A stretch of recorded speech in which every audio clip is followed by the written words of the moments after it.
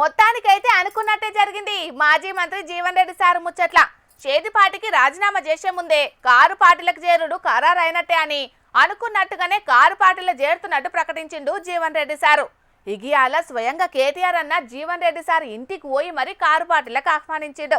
మరి ఆ ముచ్చట్ల మీద నజరేద్దాం పాండ్రల్లా. కేసీఆర్ గారి తరఫున పార్టీలోకి ఆహ్వానించడానికి ఇక్కడికి వచ్చినాం. వారు సానుకూలంగా స్పందించారు. మా కేసీఆర్ గారితో నాకు వ్యక్తిగతంగా కూడా చాలా అనుబంధం ఉంది. కానీ మీరందరూ వచ్చారు, ఆహ్వానించారు, సంతోషం. కానీ ఒకసారి నేను కేసీఆర్ గారిని కూడా కలిసి ఈ రాబోయే 2-3 రోజుల్లో నేను నా నిర్ణయం తప్పకుండా చెప్తానని చెప్పి జీవన్ రెడ్డి గారు చెప్పారు. చాలా సంతోషం. రాష్ట్రంలో రైతులు పేదల ముఖంలో చిరునవ్వులు రావాలంటే మళ్ళా కేసీఆర్ ముఖ్యమంత్రి కావాలి కాబట్టి జీవన్ రెడ్డి సారును పార్టీలకు రావాలని కోరిండు కేటీఆర్ సారు. ఇక దీని మీద మాట్లాడిన జీవన్ రెడ్డి సారు, కాంగ్రెస్ పార్టీతో అనుబంధం తెచ్చుకున్నా కానీ ఇలా భారతీయ రాష్ట్ర సమితి లాంటి తెలంగాణ రాష్ట్ర ఏర్పాటు సాధన కొరకు ఉద్యమించినటువంటి ఒక నాయకుడు కేసీఆర్ గారి యొక్క నాయకత్వంలో పనిచేసేటువంటి అవకాశం నాకు లభిస్తున్నందుకు real and feelings today is the most happiest day in my life.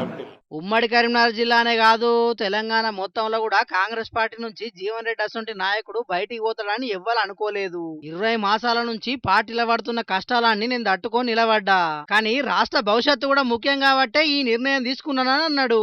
KCR కంటే గొప్పగా పనిచేస్తారని కాంగ్రెస్ పార్టీకి ప్రజలు అవకాశం ఇస్తే ఈ 2 ఏళ్లలోనే అభివృద్ధి మొత్తం తిరోగమన బాట పట్టిందని చెప్పుకొచ్చిండు.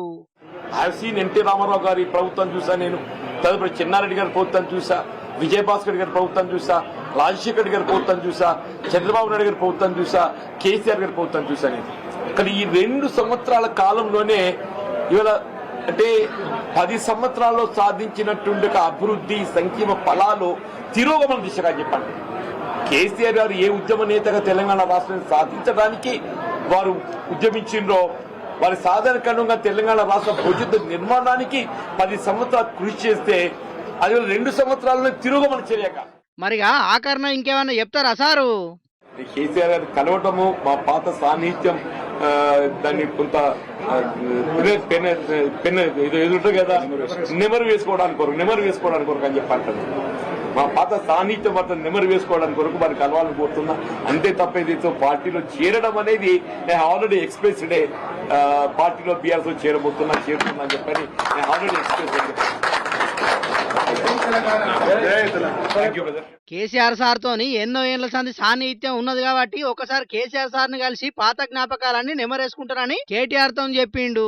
మరి ఆ కేసీఆర్ సార్ ను ఎప్పుడు కలుస్తాడో, అధికారికంగా కారు పార్టీలో ఎప్పుడు షరీక్ అవుతాడో ఇప్పటికైతే ఇంకా చెప్పలేదు గాని ఆ కార్యం కూడా తొందరనే ఉండబోతున్నదని కారు పార్టీ లీడర్లు అంటున్నారు.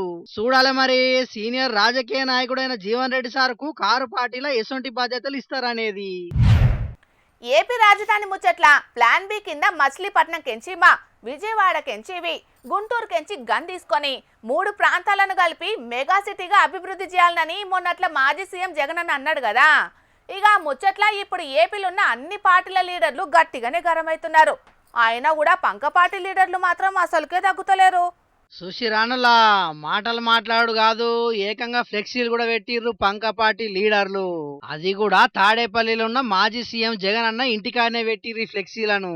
యువతకు ఆదర్శం, సమాజానికి అండా మావిగన్, 1 పార్టీ 1 ఫ్లాగ్ 1 ఎజెండా, జగన్ 2.0, మావిగన్ 2029 అని నినాదాలు కూడా రాసిర్రు. ఇక ఇదే కాదు, రావాలి జగన్ కావాలి మావిగన్, మావిగనే రాష్ట్రానికి గ్రోత్ ఇంజన్ అనుకుంటా పెట్టిన ఫ్లెక్సీలు ఇప్పుడు పెద్ద చర్చకే దారి తీస్తున్నాయి. ఈ ఫ్లెక్సీలను చూస్తుంటే అవి ఉత్త నినాదాలు మాత్రమే కాదు, రాబోయే రోజుల్లో పంక పార్టీ ఇదే విధానంతో ముంగడి పోయే ఆలోచన చేస్తున్నది కాబట్టి రాజధాని ముచ్చట్ల వెనుకకు తగ్గుతలేనట్టున్నదని కూడా అనిపిస్తున్నది. మరిగా ఇంత సీరియస్ ముచ్చట మీద పార్టీ పెద్దలకు తెలియకుండా ఫ్లెక్సీలు పెట్టే ధైర్యం ఎవరు చెయ్యరు కాబట్టి పార్టీ పెద్దలే ఈ ఫ్లెక్సీలు పెట్టించిరని అంటున్నారు. మరిగా రావాలి జగన్ కావాలి మావిగన్ అనే నినాదం రాబోయే రోజుల్లో ఎసొంటి ప్రకంపనలు పుట్టిస్తుందో చూడాలే గాని అటు పువ్వు పార్టీ, సైకిల్ పార్టీ, జనసేన పార్టీల నాయకులే కాదు, ఇటు ఏపీ పిసిసి అధ్యక్షురాలు షర్మిలక్క కూడా జగన్ అన్నను గట్టిగానే విమర్శించింది మావిగన్ ముచ్చట్ల. 3 రాజధానుల పేరుతోని రుషికొండ మింగేసి సొంతానికి ప్యాలెస్లు కట్టుకున్నారు, ఇప్పుడు మావిగన్ జోకర్ గా మిగిలారు అని జగన్ గురించి ట్వీట్ చేసింది. చూడాలి మరి రాబోయే రోజుల్లో మావిగన్ చుట్టూ జరిగే చర్చలు ఇంకెన్ని మలుపులు తిరుగుతాయి అనేది. ఎప్పుడన్నా గమనించినారోలా టక్కర్లు ఎక్కువ చీకట్లనే అవుతుంటాయి.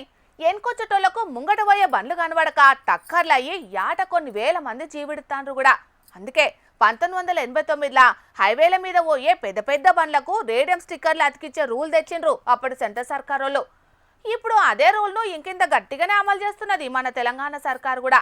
అందులో భాగంగానే ప్రతి వాహనానికి QR కోడ్ తోటి కూడిన రేడియం స్టిక్కర్లను అతికిచ్చుడు తప్పనిసరి చేసింది. అయితే అంతా మంచిగానే ఉన్నది కానీ రేడియం స్టిక్కర్ల రేట్లను అడ్డగోలుగా పెంచిండ్రు. అట్లా మస్తు గరమైతాండ్రు వాహనదారులు. ఆ ముచ్చట అట్లుంటే గీడ చూడుండ్రోల్లా ప్రమాదాలను అరికెట్టేటందుకు పోలీసులు రేడియం స్టిక్కర్లను వేటికేస్తున్నారో. అగో ఏదో ముచ్చట చెప్పిండ్రు, ఈడ చూస్తేనేమో బల్ర కొమ్ములకు రంగులేసి పండుగకు ముస్తాబ్ చేస్తున్నట్టున్నారు కదా అని అనుకుంటే మీరు పల్సటి పప్పుల కాలేసినట్టేనుల్లా. ఎందుకంటే గిది పండుగ ముస్తాబు కాదు, మరి రోడ్డు టక్కలు కాకుండా పోలీసులు చేసిన ఇకుమతు. అవు పశువులు చేయంగా పగటి పూటనే మస్తు టక్కలు రైతుంటాయి. అసొంటిది అవి గనక చీకట్ల రోడ్డెక్కితే నలుపుల నలుపు కలిసిపోయి నరకలోకం బోవుడేయిగా. అందుకే బల్రకానే కాకుండా పశువులన్నింటికి రేడియం స్టిక్కర్లు రంటించే కార్యం ముంగటేసుకున్నారు సూర్యాపేట జిల్లా పోలీసోళ్ళు. కోదాడ నియోజకవర్గం మున్గాల కాడి ముచ్చటిది. జాతీయ రహదారుల మీద టక్కలకు చెక్కు పెట్టాలని సూర్యాపేట జిల్లా ఎస్పీ నరసింహసారు ఆర్డరేషటాలకు మున్గాల పోలీసులు రంగంలోకి దిగి రంగురంగుల రేడియం స్టిక్కర్లు అంటిస్తున్నారు ఇట్లా పశువుల కొమ్ములకు. గ్రామ గ్రామాన తిరుక్కుంటా పశువుల యజమానులకు అవగాహన కల్పించి మరి రేడియం స్టిక్కర్లు అంటించిపోతున్నారు పోలీసులు. ఇక కడమ ముచ్చట మున్గాల సిఐ రామకృష్ణారెడ్డి సారి చెప్తాడు ఇనుండ్రి. నరసింహ ఐపీఎస్ సూర్యాపేట గారి ఆదేశానుసారం నేషనల్ హైవే మీద ఉన్న జిల్లాలో ఉన్న నేషనల్ హైవే మీద ఉన్న గ్రామాలన్నింటిలో చుట్టుపక్కల గ్రామాలన్నింటిలో రైతులకి ఈ ఎండాకాలం వచ్చింది కాబట్టి ముఖ్యంగా పశువుల గురించి అవగాహన కల్పించాలి అనే ఉద్దేశంతో ఈ కార్యక్రమం తీసుకురావడం జరిగింది. దీని ఉద్దేశం ఏంటి అనంటే ఎండాకాలం పొలంలో రైతులు అందరూ పొలాలు కోసిన తర్వాత పశువుల్ని దగ్గరుండి మేపుకోవాలి మీ పశువుల్ని మీరు. అలాగే రోడ్ల మీద వదిలేయడం వల్ల వీటిని ఎవరైనా కూడా చీకట్లో నల్లగా ఉండడం వలన ముఖ్యంగా బర్రెల్ని వీటిని గుద్దుకుని ఎవరైనా ప్రమాదాలు జరిగే అవకాశం ఉంటుంది. కాబట్టి మా విన్నపం ఏంటి అంటే పోలీస్ శాఖ తరపుని ప్రతి ఒక్కరూ మీ పశువుల్ని మీరే దగ్గరుండి కాసుకోవాలి. పొలాలకి తీసుకెళ్లేటప్పుడు ఈవినింగ్ వచ్చేటప్పుడు దగ్గరుండి. పాడి రైతులకు అర్థమయ్యేటట్టు మంచిగా వివరించి చెప్పిండు సిఐ సారు. పశువులను గాలికి ఇడిచిపెడితే దొంగతనం జరిగి మీరు నష్టపోతారు. అట్లనే పశువులు రోడ్ల మీదకి టక్కలు జరిగితే పబ్లిక్ కూడా నష్టపోతారు. కాబట్టి పశువులను దగ్గరుండి కాసుకోవాలని అన్నాడు సారు. మరి రైతన్నలు సారి చెప్పిన ముచ్చట ఇన్నరు కదా నుల్లా, అశ్రద్ధ చెయ్యకుండ్రి జరా, సరేనా? పబ్లిక్ ఇంకో 2-3 వార్తలు మిగిలినాయి. వాటిని చెప్పుకునే దానికంటే ముందుగాల మా ముసలి మోతవారు ఏం చేస్తున్నాడో ఆడుచుకుందాం పాండ్రి. ఓ మోతవారి ఏం చేస్తున్నావే? బిచ్చపతి ఎంత పని అయిపోవచ్చే కదరా బిచ్చపతి. బిచ్చపతి మంచి మంచోళ్ళే ఇడిచిపోవచ్చే కదరా బిచ్చపతి. బిచ్చపతి అంగట్లో అన్ని ఉన్న అల్లున్న వచ్చేసాను అన్నట్టే కాబట్టే కదరా బిచ్చపతి. అగో ఇంతకా బిచ్చపతికి ఏమైందే? నీకేం పుట్టింది ముసలోడా? ఎప్పుడు చూడు ఏడుపులేనా నీకు? ఇంతకి ఏమైందో ముచ్చటన్న చెప్పాడు రాదే. అడుగుతాను ఏమని చెప్పాలే తిప్పులాడి మాకు వచ్చిన తిప్పల పగోనికి కూడా రావద్దే. అధికారం ఉండే ఆస్తులు ఉండే అయిన వాళ్ళందరూ దూరంగా అయితే ఏమని చెప్పాలే బిచ్చపత్తు. అధికారం ఉన్నదంటున్నావు, మెడలేమో కారు పార్టీ కండు ఉన్నది. ఈ తలాతోకలేని ముచ్చట్లు ఎందుకు చెప్తున్నావు ముసలోడా? చెప్పేదేదో చక్కగా చెప్పరాదు. మా పార్టీ అంతా ఖాళీ అయిపోతాందే. మంచి మంచోళ్ళే మమ్మల్ని ఇడిచిపెట్టి పోతారు. మీ కారు పార్టీని ఇడిచిపెట్టి పోతున్నారా? కారు పాచిని కాదే కాకి సొమ్మల దానా మా చెయ్యి పాచిన అంచను. అది తలుసుకుంటేనే కడుపులున్న ఈత అంతా ఎక్కేసుకుంటా వస్తాందే బిచ్చపతి. అబ్బా పొద్దుగాల తాగిన పాసుకాలు ఇంకా దిగలేదా ముసలోడా? కారు పార్టీ కండువా కాపుకొని మా చెయ్యి పార్టీ కాలైతుందని ఎడుతావేందే? నువ్వు తనలాడేది ఏ పార్టీ గురించో జనంత ముచ్చటేందో చక్కగా సమజేతట్టు చెప్పరాదే. అరే ఓ తిక్కల్దానా చెయ్యి పాచి అంటే జీవన్ రెడ్డి సార్ అంటే చెయ్యి పాచిని ఎక్కుండే. మా పెద్దన్న సొంచి మా జీవన్ రెడ్డి సారు చెయ్యి పాచిని ఇడిచిపెట్టి పోతాండంటే మస్తు బాధ అనిపిస్తాందే. ఇన్నొద్దులు చెయ్యి పాచి కండు వేసుకొని ఆ పార్టీ నుంచి బయటికి వస్తాంటే మస్తు బాధ అనిపిస్తుంది. జీవన్ రెడ్డి సార్ కూడా గట్లనే తనలాడుతున్నాడంటనే. కానీ ఏం చేద్దాం, పరిస్థితి మంచిగా లేనప్పుడు మనమే మారాలని చెప్పుకొస్తున్నాడు సారు. పార్టీ అధికారంలో ఉండి కూడా ఆయవన్న మనుషులను దూరం చేసుకున్నాడు మా చెయ్యి పార్టీకే చెల్లుతాంది కావచ్చు. కానీ ఈ పుణ్యం అంతా మా ముఖ్యమంత్రి రేవంత్ రెడ్డి సార్దే. పూటకో పార్టీ మారే నేనే చెయ్యి పార్టీ నుంచి బయటకు వస్తానని బాధపడతానా? ఇన్నేళ్ళు ఆ పార్టీ జెండాను భుజాన మోసిన మా జీవన్ రెడ్డి సారు ఎంతో బాధపడుతుండాలి. ఏం కథ అబ్బా, సార్ బాధను తలుచుకుంటే మస్తు బాధ అనిపిస్తుంది. ఆ జీవన్ రెడ్డి సార్ అయినా ఏం చేస్తాడే మరి? అవసరాల కోసం ఓ పార్టీలకు గెలిచి అధికార పార్టీలకు మారే నాయకులున్న ఈ కాలంలో సొంత పార్టీ మీద పోరాటం చేసి అలసిపోయి పార్టీ మారాలనుకుంటున్నాడు జీవన్ రెడ్డి సారు. అందుకే మేము అందరం కూడా సార్ తోటే కలిసిపోతాం. గతంలో చెయ్యి పార్టీ అధికారంలో ఉన్నప్పుడైనా అధికారంలో లేనప్పుడైనా జీవన్ రెడ్డి సారు మా నియోజకవర్గంలో ప్రజలందరికీ అండదండగా నిలిచి ఉన్నాడు. ఇప్పుడు సార్కు సొంత పార్టీ అన్యాయం చేసినప్పుడు సార్ తోటి మేమెందుకు అండగా ఉంటాం చెప్పు? సార్ ఏ పార్టీకి పోతే మేము ఆ పార్టీలకు పోతాం. అందుకే సార్ ఇక గులాబీ పార్టీ అన్నాడు కాబట్టి గులాబీ పార్టీ కడువ కప్పుకొని తిరుగుతాం. ఇక చూడు సార్ ఇంకా కారు పార్టీ కండువ కప్పుకోలేదు కాదే. దోసే తాలు తిప్పిదానా జీవన్ రెడ్డి సారు మాట అన్నాడు అంటే మెడకాయ మీద తలకాయ తీసేసినా కానీ మాట తప్పేటోడు కాదు, మడమ తిప్పేటోడు కాదు. ఎరికేనా? సారు మైక్రో ముంగడికి వచ్చి నాది కారు పార్టీ అని ఖాయమని చెప్పే. అట్లనే ఇవాళ కేటీఆర్ సార్ కూడా జీవన్ రెడ్డి సార్ను కలిసేటందుకు పోయినపాయ. అందుకే ఇక సారు ఖాయం అన్నాడు కాబట్టి మేము కూడా కారు పార్టీలో ఓడు ఖాయం అనుకునే కండువలు మెడలేసుకుని పడుతుంది. అవసరాల కోసం అధికారాల కోసం గోడలు దుంకే లీడర్లున్న ఈ కాలంలో జీవన్ రెడ్డి సార్ అసంటి లీడరు చెయ్యి పార్టీ నుంచి వెళ్ళి ఓవుడు బాధ అనిపిస్తున్నదే. జీవన్ రెడ్డి సారు కాయసు కొద్దిగా కాంగ్రెస్ పార్టీ నుంచి బయటికి పోతలేడే తల్లి. కావాలనే కొంతమంది లీడర్లు జీవన్ రెడ్డి సార్ను కాంగ్రెస్ పార్టీ నుంచి బయటికి వెళ్ళగొచ్చేందుకు పొగ పెడతారట. అయ్యో సారు ఎన్నిసార్లు బయటకు వచ్చి మైక్ల ముంగట చెప్పలేదు ఈ ముచ్చట్ను? నువ్వు ఇన్నే చెప్పాడు. కానీ ఇట్లా అధికార పార్టీ నుంచి వెళ్ళి ఒకలేనికొకరు కాలైతే కొసాకర్ వరకు చెయ్యి పార్టీ పరిస్థితి ఏమైతుంది మరి? అవునవును, ఈ ముచ్చటైతే నిజమే పిల్ల. ఇంకా చాలా మంది జీవన్ రెడ్డి సార్ వెనక మర్ర కలిసి కారు పార్టీ సాలు పడదామని చూస్తానులాట అంచను. ఈ లెక్కన ఇంకా చెయ్యి పార్టీకి ఎంతమంది చెయ్యిస్తారో ఏమో ముంగట ఎరకైతుంది. ఎవరైనా ఏం చేస్తారే? అధికార పార్టీ ఎమ్మెల్యేలే కొంతమంది మాకు సిల్లిగా వత్తలేదు, మేం ప్రజలకు ఇచ్చిన హామీలను ఎట్లా నెరవేర్చాలి? మా పార్టీ పాలనలా పైసలేనిదే పని అయితే లేదని చెప్పుకోబట్టిరి. మరి కాదా, పిల్లినైనా కట్టేసి కొడితే పులి లెక్క గాండ్రిస్తుంది అన్నట్టు ఏ లీడర్ అయినా ఎన్ని రోజులు ఓపిక పడతాడు చెప్పు? ఓట్లకు ముంగట వాళ్ళు పోయి జనాలకు ఇచ్చిన హామీలను నెరవేర్చకపోతే వాళ్ళు నిలదీసి అడగరా? అడుగుతారు అవసరం అయితే. సరే గాని జీవన్ రెడ్డి సార్ వెనక మర్రా ఎంతమంది పోతున్నారు కారు పార్టీలకు? అయ్యో మా జీవన్ రెడ్డి సార్ అధికారికంగా కారు పార్టీలకు పోయినాడు చూద్దు ఆగరాదు. మా బలం ఏంది మా బలగం ఏంది అనేది. సరే కానీ కడవ వార్తలే చదువుకో. నేను పోయి ఇంకా ఊళ్ళే మా పార్టీ కార్యకర్తలను అందరినీ ఎగేసుకోవాలి. నేను పోతానా? ఆటలు ఆడిపిస్తాను కదా. ఆటలేకయ్యా, నాకు ఇంకా మా పార్టీ మీటింగ్ చాలా పనులు ఉన్నాయి. మీకు ఇక్కడ పని పాటలేక ఇక్కడికి వచ్చి కూర్చోండి. ఆడుకోపోరాదురు మీరు నాయంబడి పడతాను. ఏదేమైనా జీవన్ రెడ్డి సారు చేతి పార్టీకి రాజీనామా చేసుడు ఆ పార్టీకి పెద్ద దెబ్బనే. ఇక కారు పార్టీలో చేరుతున్నాడంటే కారు పార్టీకి ఫైదా ముచ్చట్నే కాబట్టి ఇప్పుడు బీఆర్ఎస్ పార్టీ లీడర్లు మస్తు ఖుషి అవుతున్నారు జీవన్ రెడ్డి సారు కారెక్కుతున్నాడని. ఉమ్మడి కరీంనగర్ జిల్లాలనే కాదు తెలంగాణ అంతటా కూడా జీవన్ రెడ్డి సార్కు అభిమానులు ఉన్నారు కాబట్టి రేపు ఇంకెంతమంది జీవన్ రెడ్డి సార్ ఎంత నడుస్తారో చూడాలిగా. ఎండాకాలం అంటేనే దూప, ఎన్ని నీళ్లు తాగినా తీరది. మళ్ళా వెనకటి మోటార్లకు కదా ఎదురు నీళ్లు పోసినట్టే పోసినట్టు పోతూనే ఉంటాయి కడుపులకి. అందుకే అన్ని కాలాలల్లా అన్నదానాలైతే ఈ ఎండాకాలంలో సలివేంద్రాలు పెట్టి నీలదానాలు చేస్తుంటారు ఆడాడ కొందరు. అట్లనే గిడు అన్న ఏం చేసిండో తెలిస్తే నీలదాత సుఖీభవ అంటారు పక్క. అగో ఆర్టీసీలు లగ్జరీ బస్లా ఫ్రీ నీళ్ళ బాటిల్ ఇచ్చినట్లు పల్లె వెలుగు ఎక్స్ప్రెస్ బస్సులలో కూడా ప్రయాణికుల ధూపదీసే సౌలతి పెట్టినట్టున్నారు కదా అనుకునే రోజు ఈ ఆర్టీసీ బస్సులున్న కూల్ క్యాన్ చూసి గంత సినిమా లేదల్లో ఆర్టీసీలకు. ఈ ఎండలు జయంగా బస్సులెక్కిన ప్రయాణికుల దాహార్తి తీర్చేటందుకు కండక్టర్ షేక్ నజీం చేసిన ఉపాయం గిరి. ఆర్టీసీ బస్సులనే చలివేంద్రం పెట్టి ప్రయాణికుల దూపదీరుస్తున్నాడు ఆదిలాబాద్ డిపోకు చెందిన ఈ కండక్టర్ అన్న. అంతేకాదుల్లో శ్రమనుకోకుండా తానే స్వయంగా గిలాసులలో నీళ్లు నింపి మరీ ప్రయాణికుల గొంతు దడుపుతున్నాడు. నాకు ఆలోచన ఎట్లా వచ్చిందంటే మా మేడం హెల్త్ గురించి మాకు చెప్తూనే ఉంటుంది, హెల్త్ మంచిగా ఉండాలని. దానివలన నీళ్ళు వాటర్ 5 లీటర్స్ డైలీ తాగాలని మేడం చెప్పింది ఒకసారి.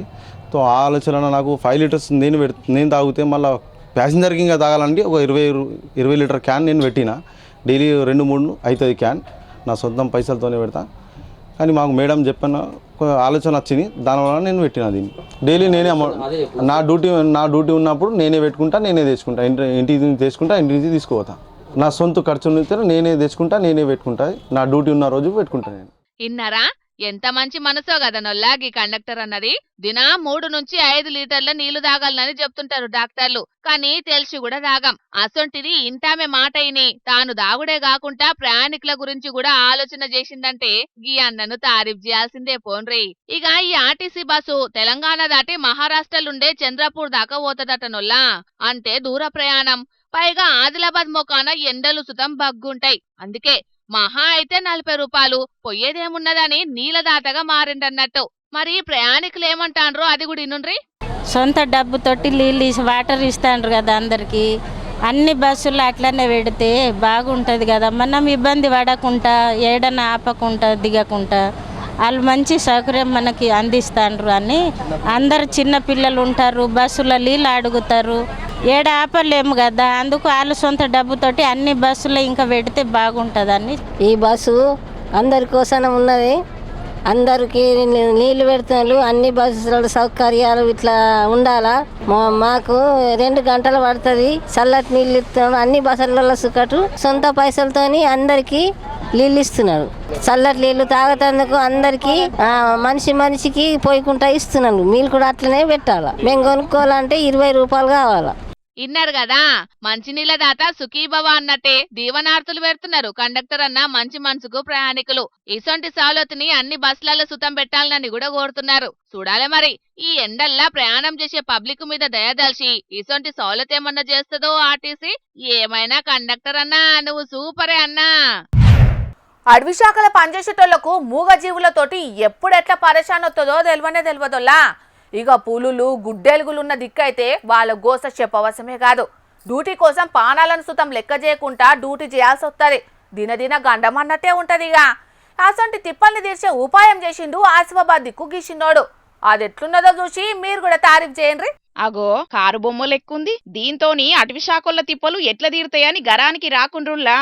ఇది ఉత్తుత్త కారు బొమ్మ కాదుల్లో, అటవీ శాఖల తిప్పలు తీర్చే రోబో మిషిని. కొమురంభీం ఆసిఫాబాద్ జిల్లా బెజ్జూర్లున్న జిల్లా పరిషత్ ఉన్నత పాఠశాలల 10వ తరగతి చదువుతున్న అశ్రిత్ అనే చిన్నోడు తండ్రి గోస చూడలేక ఈ బుడ్డ రోబోను తయారు చేసిండు.